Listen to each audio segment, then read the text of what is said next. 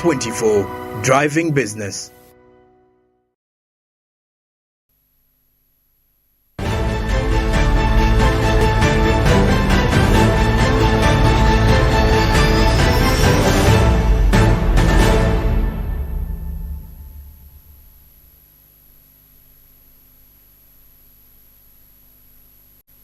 Samla na Fex Smart24 TV television na maso ne program ya fe Uganda tukoleza moni kanabyonga eranga nchali ne mwanyinanze Brian Alvins Ngira okulaba atenga tongera okutusako ensonga nga bwe zitambudde wano mu Ggwanga naddala mu nsiike ey'ebyobusuubuzi naye nga bannaffe babe muteni bagamba kimu nti genda kati kusomyo ongesta 292# ogwerendagiro osobola okubanga wegulira ku migabo egya zaabu akatale kagula okuva Monday paka olunaku olwokutaano ssaawa zibeera 2:15 ez'okumakya okutuukira ddala saa 9:15 ez'akawungeezi weewunya nno otandika ne ssente ntono ddala omutwalo 1.5 zokka n'ogenda nga oyongerako mpolampola ebbanga lye bwe ligenda lyetooloola bakwata ssente zo ne bazikuddiza ate nga si kye kyokka si kyokka bakuteeramu n'amagoba amayitirivu ddala tebakoma ku ssente nti oba otaddeyo obukadde 3 bakuddize 3 nedda mukwano bakuteeramu amagoba amayitirivu ddala okusobola okuyambako okutuukiriza ekirooto kyo zaabu iteekebwamu amanyi bannaffe aba Altex East Africa era nga bagamba nti baako n'ekyenjawulo ky'okulakolayo ekipya leka ssente zo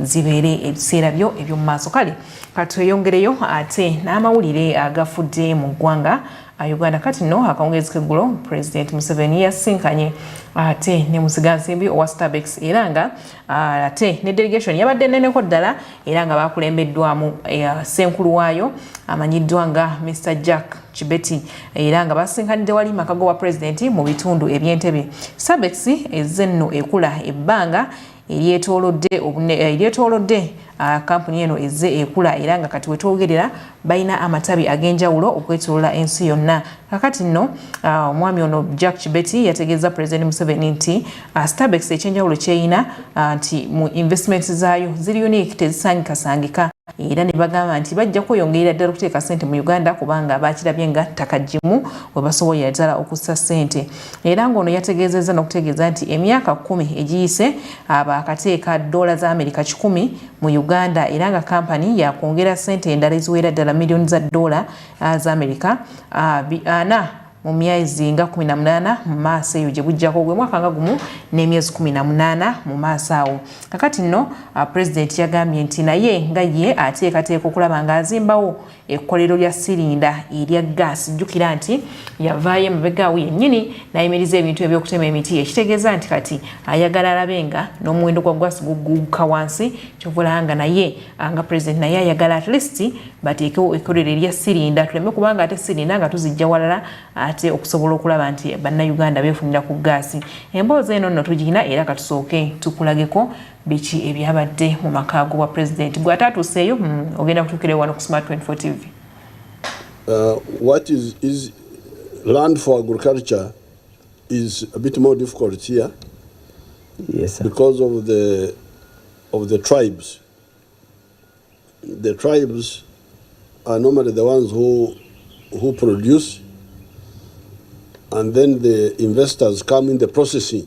It is easier that way, so that the tribes, the wananchi, are the outgrowers. So we may give you some, once you have, like if you want to be involved in the dairy processing, Yes. then we can try to get some land, some for the core demonstration farm for you. Yes. That one we can struggle with to get your land so that you are in the area of the cows. Much of the milk is from the outgrowers, but for your nucleus farm, they call it a nucleus farm. Yes. Your nucleus farm is to show how to grow, how to do this, how to maybe even distribute. You can go and talk to. Do you know Murwana? Yes. Murwana. You may not know him, but you can go and talk to Barbara Murwana. Once we are sure that there is enough source of gas, that we are not going to cause a political crisis by stopping their firewood when there is no reliable, affordable gas, then we shall stop. It's very easy. It's simple. Naruba is 1.2 cents, American cents. Wow. The other one is 1.2 cents. The one with the Chinese 4.8. The only one which was expensive was this one, Bujagari, where they borrowed bad money. Okay. This is the one which was actually 13 cents. Wow. But now we have brought it, I think, to about 8 cents or something like that. But we are moving towards the 5 cents. 5 cents for manufacturing. Not for nightclubs. If you want to build a nightclub, No. I am sorry, I will have to charge you 8 cents, 9 cents. I'm not worried about the nightclubs. I'm more worried about manufacturing. We are in the manufacturing space, Your Excellency. I'm pleased to introduce Starbucks International, a dynamic and progressive entity poised to redefine the landscape of fuel, oil and gas industry here in Uganda and larger Africa. With an unwavering commitment to innovation, sustainability and market excellence, Starbucks International presents a unique investment opportunity that promises substantial growth potential and enduring value in Uganda and beyond. Your Excellency, Starbucks International is a Pan-African company whose regional headquarters is in Nairobi, Kenya. But we are thinking as soon as we are able to produce our oil at Oima, our headquarters might move here so that we are able to distribute to the larger East Africa and Central Africa from here. But currently we are in Nairobi because most of the products are coming from outside. We've currently, last year we did 210 billion Uganda shillings. And we expect 350 billion Uganda shillings this year in terms of our contribution to the tax in Uganda. We currently employ directly and indirectly over 10,000 people in Uganda, citizens of this country. And progressively we expect to add to 15,000 by end of this year with the investments that we have planned. Though we also have a few challenges here and there as we do business, Your Excellency. One is sometimes there are challenges with compliance and regulatory bureaucracies, especially on approvals of plans. NEMA bodies like National Environmental Authority, sometimes they are very slow in giving us approvals. Their processes are a bit bureaucratic, so if something can be done, Your Excellency, we shall really appreciate to fasten. So if we can be given industrial land to do production, then the cost will be lower, and we shall also create employment in some parts of this country, and even the cost will be lower. So if we can get some space in one of the industrial parks to do this plan, we shall really appreciate. And also in preparation of when our oil in this country will be ready, we want to do a blending plan for lubricants.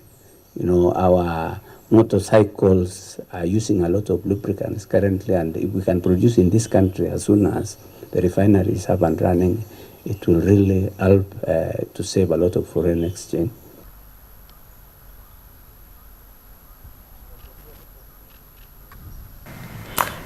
Embeera bwetyo yabadde akawungeezi k'eggulo wali mu maka wa pulezidenti mu bitundu eby'Entebbe nga basisinkanye okulaba nga boogera ate ku nsonga ezitwala eggwanga mu maaso. Tusanyukira omukulembeze kuba olaba ensisinkano ez'enjawulo zaze nga zisinkana abantu bonna ensonga temuli nnyo ensonga za security, temuli nnyo ensonga za kino naye ensonga zikwata ku ggwanga, nfuna ya ggwanga, nnyinza ya ggwanga.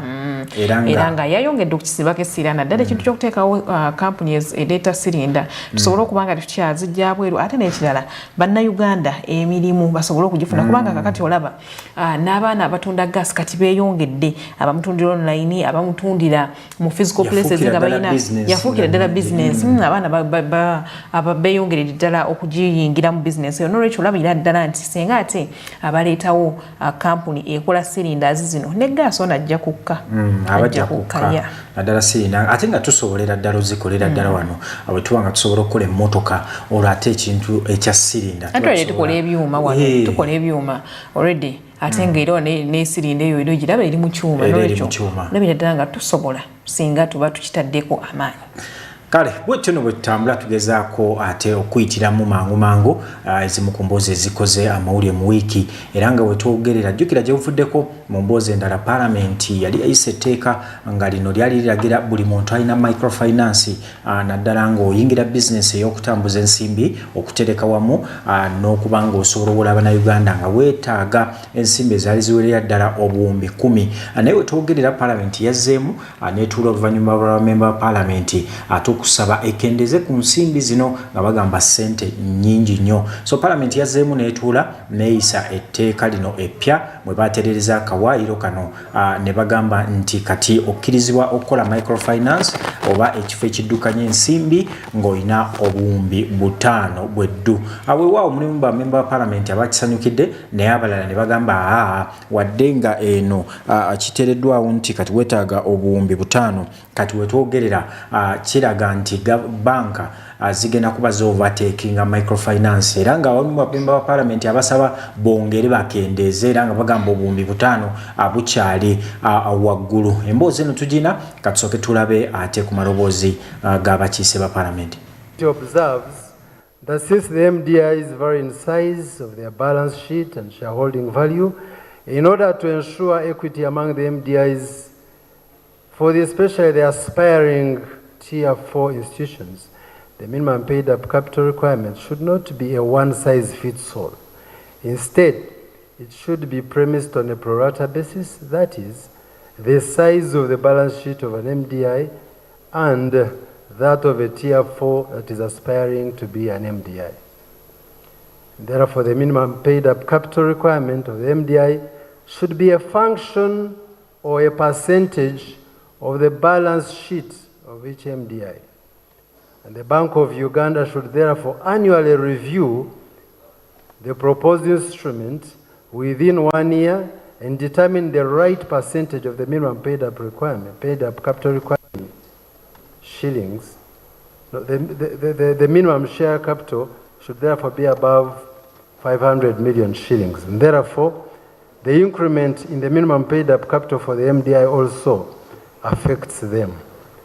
This will, in effect, Right Honourable Speaker and colleagues, this would mean that the minimum capital requirement position that was reconciliation is 5 billion. Honourable Speaker, thank you for the opportunity.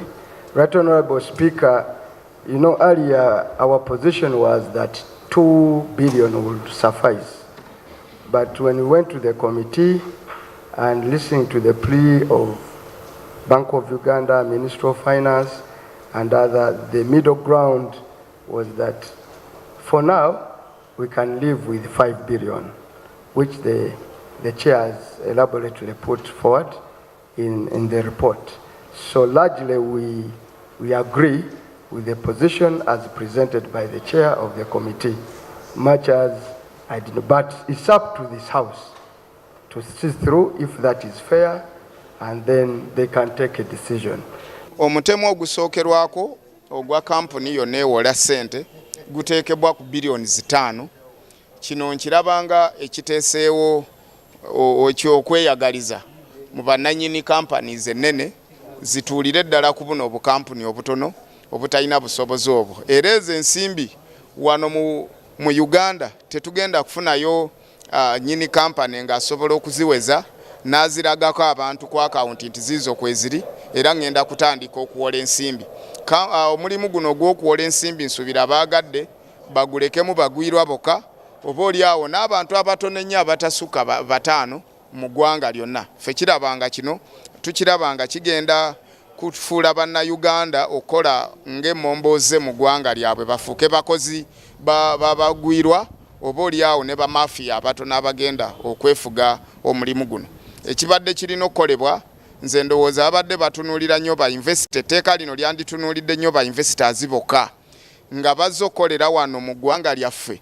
Essente ziriwa ze bagenda okukozesa era sente meka then tetwandibadde tetuwa na muwatwa ba investor abavudde ewalala mu mawanga amalala okujja wano babeere bananyini companies nga tetulinamu share yonna wadde amawanga agamu nga Tanzania kino bakikoze nti investor yenna ne bobeera mu na Uganda tosobola genda kolerayo business nga toteseemu share ya mu Tanzania ekyo kijjawo olw'okuziiza slavery kind of abanansi okubeera nga bakola nga abaddu ate n'okubalemesa okusiga ensimbi mu ezo business ze basuubira ze bandikoze. Saawa zino tulina ba investors bangi nga ate be baavu ennyo okusinga ne bannayuganda ng'ajja ne mumuwola ettaka ne mumuwola n'ensimbi ezigenda okola business ate n'asigala nga n'ebyamaguzi yeewola byewole mu bannayuganda. Nsuubira lino etteeka libadde likola bulungi okucheckinga economic stability and financial power amaanyi g'ensimbi obusobozi mu nsimbi eri ba investors babateekeko condition eya billioni zandibadde ne 20 then bannansi babadde tebeetaaga na kukaliga mu condition yonna. Nze ndaba munansi tuba tuyingiridde eddembe lye ery'okukola ekyo kyasobola mu kiseera ekituufu era ne mu bantu abatuufu kubanga tosobola kukwata capital ya billioni 5 ng'ogenda kolera Kalamoja tosobola kwetaagisa billioni 2 ng'ogenda kolera Kayunga oba Mubende oba Nakasongola. Zino ensimbi zeetaaga mu ba investors aba operating ku scale ennene era balinga abagamba etteeka kalifu ezingewo lijjewo abakola bamufuna mpola aba operating ku small scale lirekewo babinojo abagagga bennyini banagwano abasobola okuoperatingira ku scale ennene ennyo. Weewaawo nno ensonga bwetu bweyimiridde kale akatusabe mu bina abaagala abalina ekirowoozo ekitandika microfinance oba ebifo ebiddukanya ensimbi oba abawola ajjukira ebiseera ebisinga kitandikira microfinance n'ogenda ng'ogaziwa paka nga ofuse ate banka naye omukisa guba kutta okuba nti babakendereza okuva ku buwumbi 10 okutuuka ku buwumbi 5 oba osobola okutandika ate business n'oba nga osobola okuyamba Abannayuganda okwejja mu bwavu.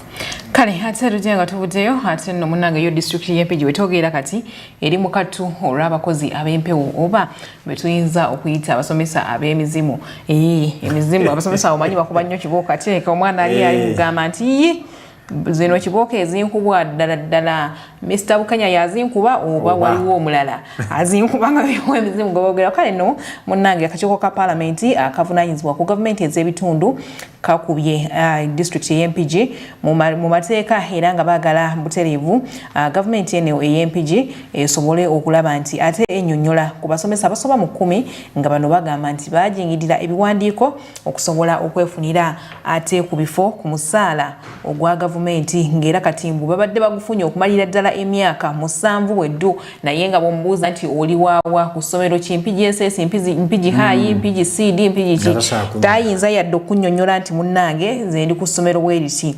Kale nno munnange era nga bakitegeezeddwa nti ssente ezisoba mu buwumbi 6 zetufiiriddwa era nga zigenze ku bantu bano abasomesa ab'empewo era nga bagamba mbu ate kyokka bwe bagezezzaako banoonya mbu baabulawo banoonya erinnya Mugerwa Brian Alvins tebamulaba yeeteekako nti asomesa biology na geography kyokka nga biology bannange.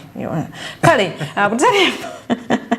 era nga loose eno mu butuufu ezze ate nga kijidde ne mu kiseera nga already district eno yateekayo dda okwemulugunya kwayo nti abakozi ba local government eyo ey'Empigi nti basasulwa ssente ntono ate n'ezo ssente ez'akasiimo oba zoyinza okuyita pension fees mbu zijja kikeerezi zijja we zaagalidde bayinza okumala emyezi nga gigyo nga tebazifunye ate baleetayo era ne baleeta ez'emyezi nga tekimaze kuwera. Emboozi eno nno nayo bwe tutyo tugirina era katusooke tubaweeko ate ku maloboozi.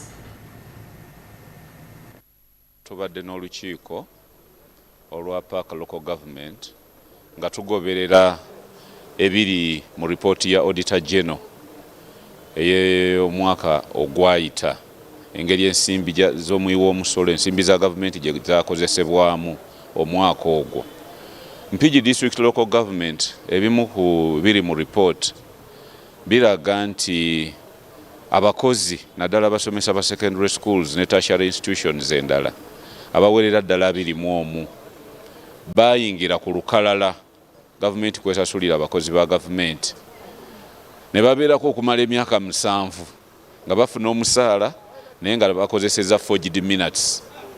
Ekintu ekyo bumenyi bw'amateeka era omuntu akikola aba committing a crime, so aba becoming a criminal. Si byakugamba nti oba byakuteesa kudda bbali wabula omusango ogwo musango gwa state, musango gwa ggwanga, omuntu abeera avunaanibwa era gugenda ku poliisi n'emukwata n'agenda wa state attorney. State attorney amukolako fayiro n'egenda mu kooti. Kati ekibaddewo chief administrative officer ng'akulira ebyemirimu mu district abadde abuuzibwa olukiiko abantu abo bagenda batya ku lukalala lwa gavumenti. Kale naye awadde ensonga olw'okuba nti abakozi abasomesa naddala ba secondary schools ne tertiary institutions bayitira mu kakiiko akayitibwa Education Service Commission, naye baleeta minutes enforging, ekitegeeza tebayitira mu kakiiko era tebakolangako ku interview z'akakiiko ako. Kati ekibuuzo kiri nti minutes ezo bazijjawa? Waliwo abantu abakyamu abatuula n'abo ne bakola minutes ezo ne bakozesa olukujjukujju ne bamaliriza nga bagenze ku lukalala lwa gavumenti ne batandika okukola era bakoze okumala emyaka 7.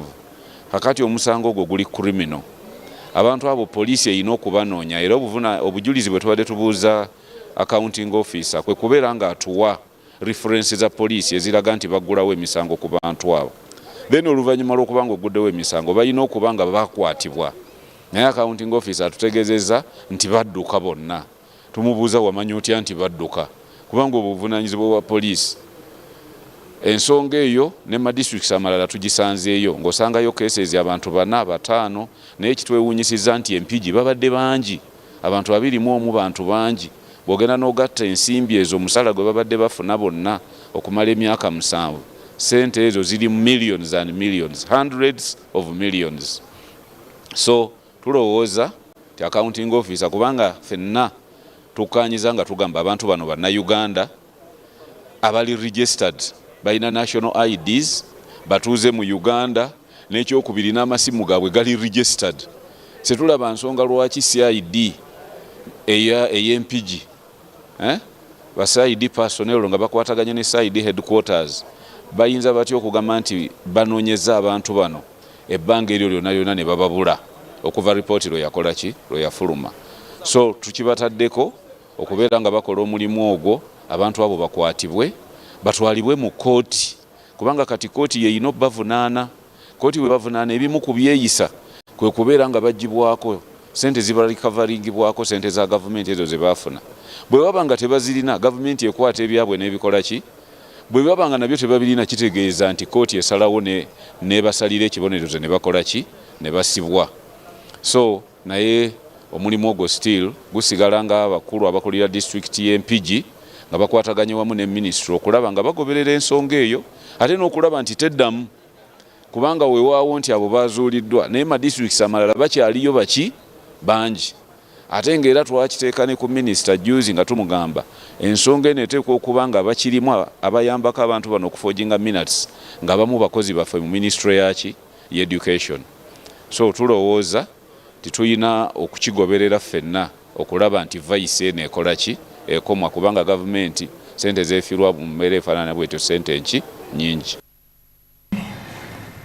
Kale webale kubanga otambudde naffe ate okutuusa ssaawa eno butereevu bwe tugenda kubatwalirako mukuumulako, naye nga nkujjukiza nti munnange eddakiika zino ezisigadde osobola okukyusa obulamu bwo, zisobola okubukyusa ne zibukyusiza ddala. Gwe kwata kati essimu yo ayina layini ya MTN, gwe gwe njogera naawe kasita oba nga mu ssimu mulimu layini ya MTN oba alina ssimu ki oba ssimu ki kisobokera ddala onyige *292# ogwera endagiro osobola okuba nga weegulira ku migabo egya zaabu. Twegatteko ffenna tutambulire wamu akatale kagulawo Mande paka olunaku olwokutaano ssaawa ziba 2:15 ez'okumakya okutuukira ddala saa 4:15 ez'akawungeezi. Omutwalo gumu n'ekitundu zokka z'otandika nazo n'ogenda nga oyongerezaako mpola mpola. Era ebbanga bwe ligenda lyetoola ggwe lye weesaliddewo okuviira ddala ku myaka 3 okutuuka ku myaka 20. Sente zo bazikwata ne bazikuddiza naye ng'ate si kye kyokka, bakuteramu n'amagoba mayitirivu ddala okusobola okuyambako okutuukiriza ekirooto kyo. Zaabu bateekebwamu amaanyi bannaffe aba Altex East Africa era nga bagamba nti baako n'ekyenjawulo ky'okulakolayo ekipya osobola okulaba ate nga okyusa obulamu bwo. Tuwumulamuko katono tukomawo n'essawa yaffe ey'okubiri era nga butereevu tugenda kuba twongera okunnyonnyoka omuzannyo gwa motorsport. Jjukira nti tuyina bannayuganda bana abagenze okutukiikirira mu ggwanga erya Burundi mu mpaka eza African Rally Championship. Twagala tubamanye be baani era lwaki ffe tuba tuteyo batono bwe batyo ku bannayuganda be tulina wano abavuga emmotoka abayitirivu. Tuba ku Smart 24 TV ebyo n'ebisingawo mu ssawa yaffe ey'okubiri.